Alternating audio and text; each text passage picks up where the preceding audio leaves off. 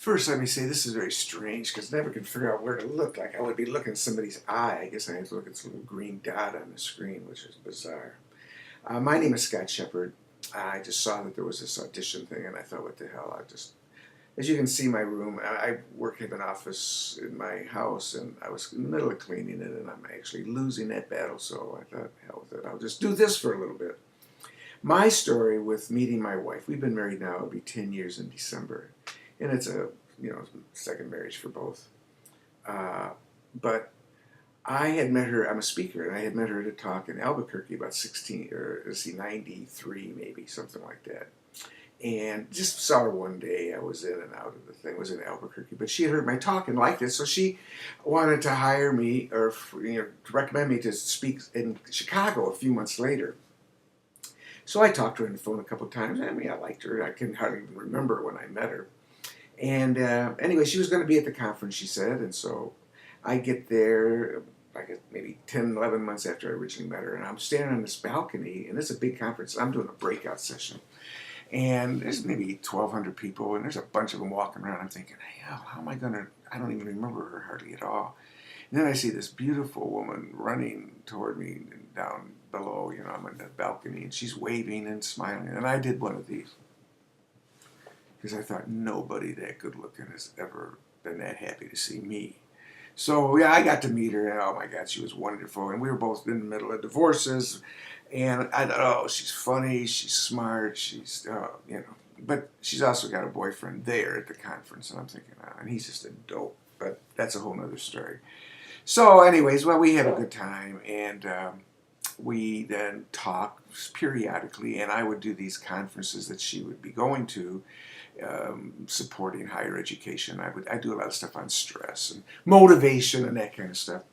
And I was always making, later on, I mean, she's smart as a whip, but she's a little dense. And she'd always say, oh, I said, didn't you notice I would be like hanging out if you were like working a counter, doing something besides going to the conference? She said, yeah. One time they had screwed up the program, and so their whole staff was, doing things at the last second, redoing things. And I'm there helping, and she thought, what a nice speaker. He didn't have to do this. And I'm thinking, geez, I wouldn't be doing this if it wasn't for you. So anyways, we go, and we would talk. And every time I would hang up the phone, she lived in Chicago at the time, I lived in Toledo, Ohio. And I think, oh, God, it's hard enough to keep a romance going long distance, but to start one is next to impossible. Then she called me up and said, listen, we're having another summer conference like the one I met her in Albuquerque. It's going to be at William and Mary.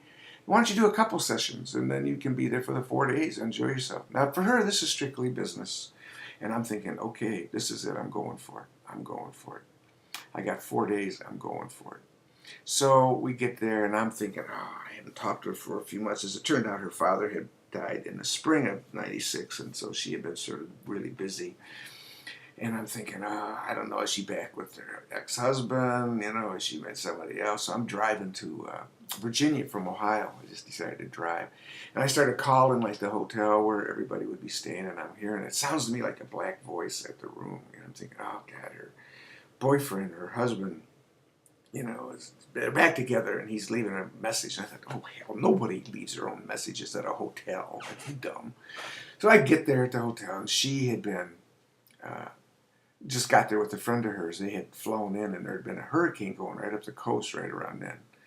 And Marilyn's fairly light-skinned, and I kidded her. I said, man, you look whiter than me now. I mean, after that trip, she was half sick to her stomach. We get to the thing. We have the meeting that we're all having with staff and guests like me. And afterwards, we're hanging out, and I'm figuring out she's not married or remarried or with anybody real heavy-duty. So I kidded with her. I said, well, you ought to just marry me and, or something to that effect, and forget about it. Just kidding. Because I thought, if she then says, well, you must be an idiot, I would have thought, just kidding, just kidding. And as it was, she didn't do that. She laughed, but she didn't gag or anything.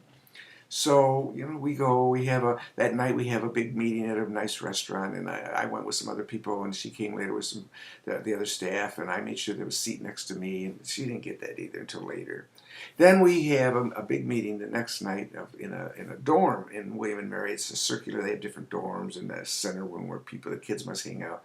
It's a circle, and then the rooms sort of go off the circle. So we were all there meeting. And at the time, I wasn't drinking. I used to work in substance abuse, and I wasn't drinking. And she was, well, not just her, but everybody else was drinking pretty good. So the meeting's over, and in fact, Marilyn and her friend thought I was recovering because I wasn't drinking anything.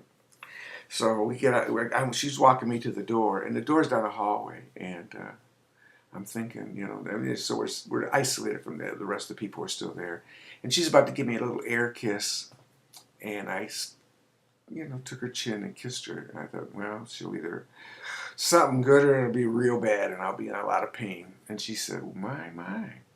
And I'm telling you, and it went from there, and now we've been married for 10 years. But I would tell this story, and she got sick of hearing it, of course, but I would always sort of imply that and it is sort of a cool story. But like my charm and taking a chance, and she said, well, I did have like a lot of Jack Daniels, maybe 4 or 5 Jack Daniels before then. So now I always think I've been in an ongoing menage a trois, my wife, me, and Jack Daniels. So it's still a good story, even though it's not quite as romantic since she was half in the tank. She looked good, though. So there it is.